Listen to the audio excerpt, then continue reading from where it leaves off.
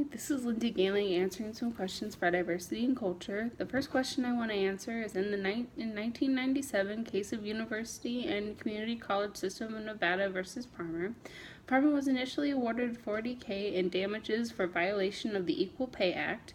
The university won an appeal in front of the state of Nevada Supreme Court. The U.S. Supreme Court declined to hear the case, leaving the lower court's verdict in place. Defender critiqued the finding of Nevada Supreme Court using a deontological or a teleological approach.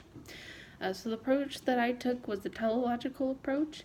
I believe that Yvette Farmer was in the right here. She was being discriminated in her workplace by only being hired as there was only 1% of the people who worked at our company that were African American, and so I believe that the colleges were in violation of the Equal Pay Act. If they don't provide her the same equal chance as somebody who isn't in the minority, then that is discrimination against her. And if she's not getting paid the same because she's a woman and because she's a person of color, then then that is discrimination against her. They even stated that they hired her just because she was the 1% minority, and if they hired her, then they get to hire somebody else. And so that was the price that they had to pay to be able to hire somebody else. They decided that it was worth it for them to hire somebody that was a person of color or minority so that they could hire somebody else.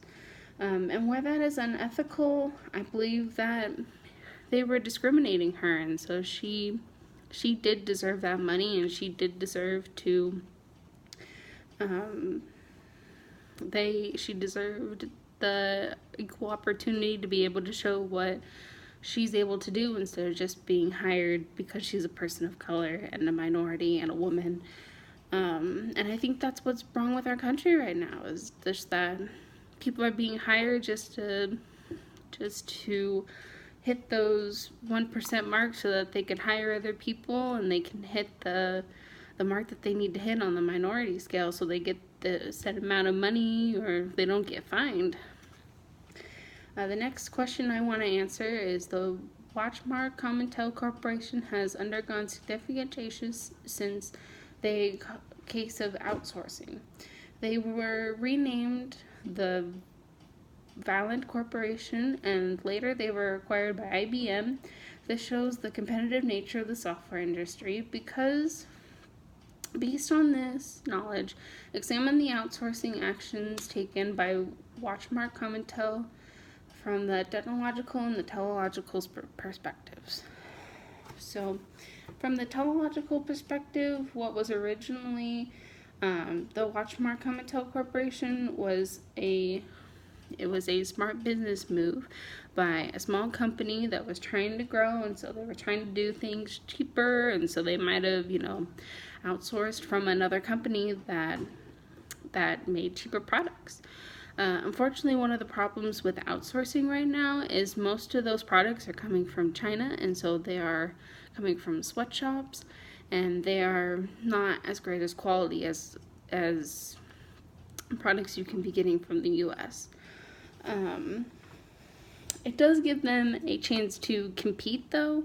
As it is stated, it is a very competitive field, and so them maybe not being able to compete and buying, cheaper products is able to help them keep their product at the same price, but able to make a bigger profit off of it.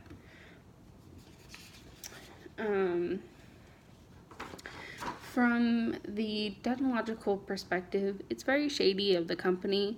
A lot of those places that they're buying from is China, and so they're, sweatshops where they get underpaid and they're not given breaks, and they work overtime because that's the only job they can get to support their family, and so they just, put in those bad situations so that they can provide for them. And there's nothing they can do about it. They just have to take the job.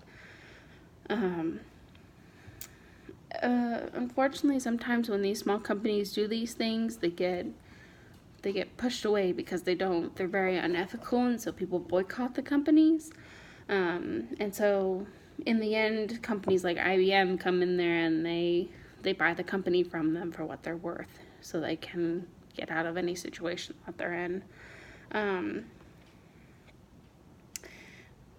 Unfortunately, outsourcing is just a big problem right now, and so it's very unethical, and we're in this age of trying to make everybody equal, and so unfortunately, with outsourcing, it also comes with discrimination, and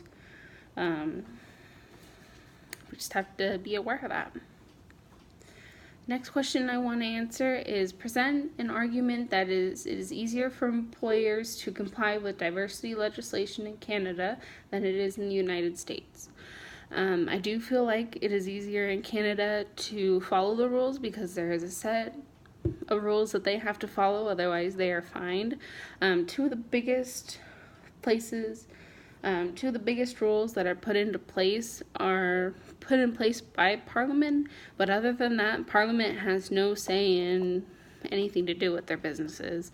All the other rules are put into place by their provinces or their small states.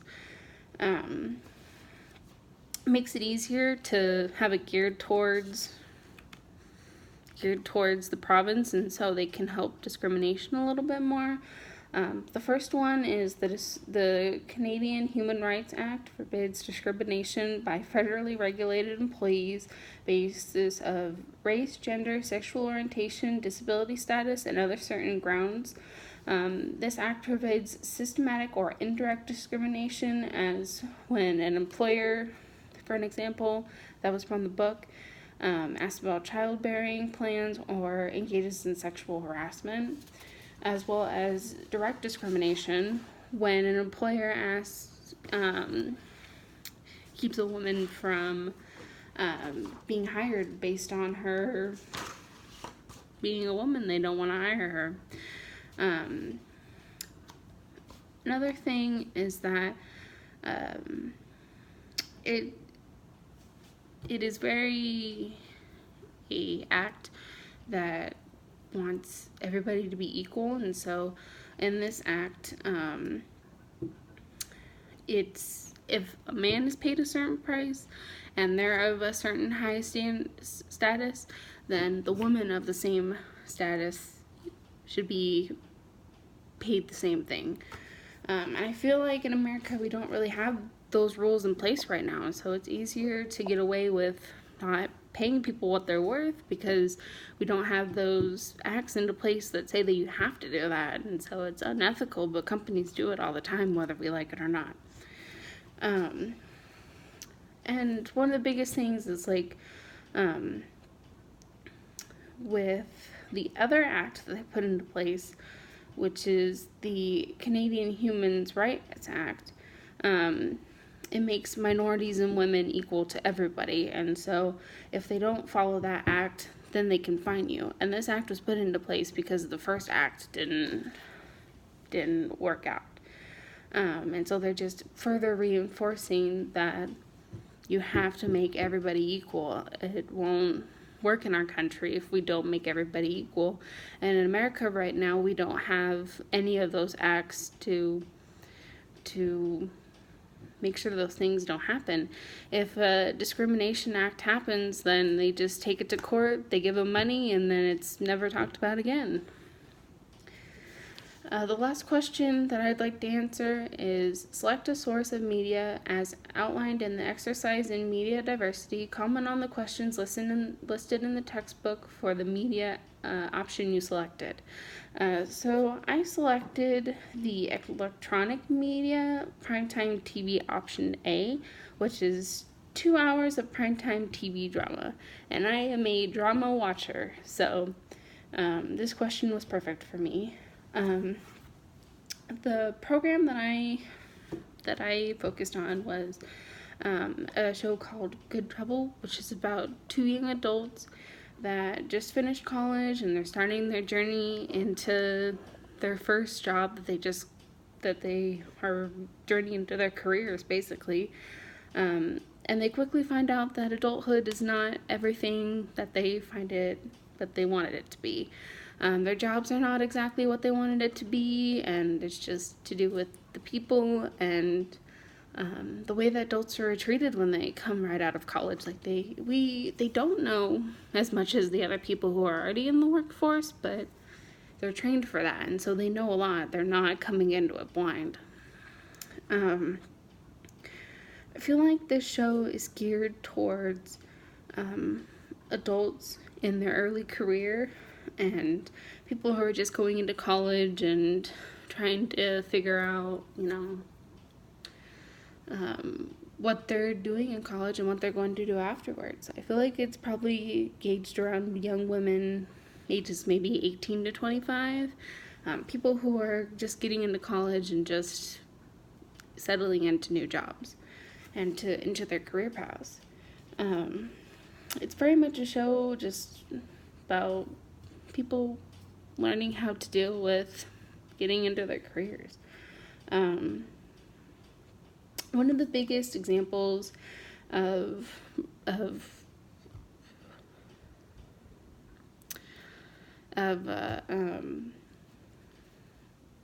probably like minority is there's a character who is Latina, and she's trying to work on the wage gap between minorities and the wage gap between women, and so she's both of those, and she's trying to stand up for her job in the software, in her software job, and so she's just trying to make men and women equal in the job that's mostly predominated by men. And then the other girl that it mainly follows is Callie, and she came up through the foster system, and it's her inspiration to be a judge, and she just wants to help other people who are in her situation and to make laws that help other people be discriminated. And sometimes she gets herself into trouble because she doesn't sometimes do the ethical thing, and sometimes does the unethical thing and goes against the Constitution, and she just wants everybody to have an equal chance, and so sometimes she goes against her gut and just does what her brain tells her to do, which sometimes isn't the right thing. And then another big part of this show is the commercials. It's very geared towards young people, young adults. The commercials are very food, new shows to watch, alcoholic beverages. They just things that everybody wants that will just take the stress from the day away. Like one of the commercials is a Bacardi commercial, and if you don't know anything about alcohol, that can be very persuasive for you to be like, oh, try this new drink, or, try something new today. And then another commercial that's very common, it's for them to show new shows from the network. It's a show that's based on the Pretty Little Liars series. It's called The Perfectionists, and it's basically when another murder happens on campus, and one of the people from the original show comes back, and she's just trying to go through the same motions as she was when she was there. And I feel like these are very stereotypical for our culture right now. We love shows that are coming back from when we were a kid, and we just like to reminisce and what's going on right now and try to get back to our childhood.